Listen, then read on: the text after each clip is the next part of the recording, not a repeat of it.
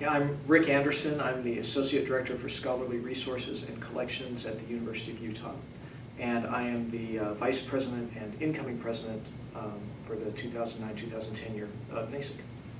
Excellent. How have you been involved in NASIG? I joined NASIG in 2000 when I got my first job with serials in the title. I've been involved with NASIG actively since 2001. That was when I went to my first conference at William & Mary. I joined the Publications Committee. I think it was still called the Publications Committee then. And I served as a member of that committee and then as a co-chair. And then I was elected to the executive board as a member at large and served there for 3 years. And then I was elected president after that. Good. What impact did NASIG have on you? Well, I think what I love about NASIG and what I've always really enjoyed about my membership is just there's an energy about the organization. Some of the most impressive people that I know in our profession are people that I've gotten to know through NASIG. I love the fact that NASIG works to include the entire serials industry rather than just one section of it. There are lots of organizations that focus on particular parts of the scholarly information world, but NASIG is one of very few that really tries to encompass all of them. And I think that that's tremendously valuable because the problems that we're facing in the scholarly information world are not going to be solved by any one segment separately. Librarians are not going to fix all the problems. Publishers are not going to fix all the problems. But when we get together and talk about them together, and when people are coming at the same problems from different perspectives, the energy combines, and it's tremendously powerful. What challenges are NASIG? What challenges are being faced by NASIG right now?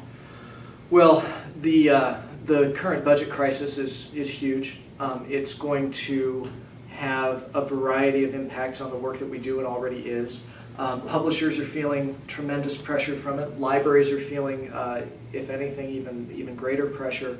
And I think that I'm seeing a variety of effects from that pressure. One is that in libraries we're being forced to make decisions that we maybe should have made a while ago, but couldn't do it when the economic pressure wasn't there.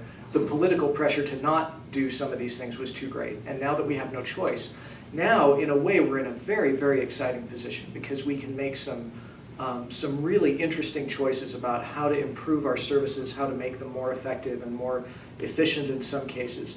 Publishers are going to be facing similar changes, vendors as well. And so I think that the cliche that's being thrown around right now is never waste a good crisis. Look for the opportunity in crisis. Well, it's a cliche because it's true, and I think that right now is a really exciting time to be involved with NASIG because these pressures are so great and they're pushing us into new directions. And I think this is the next few years are just going to be tremendously exciting.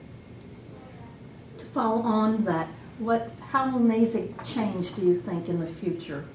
I think NASIG is going to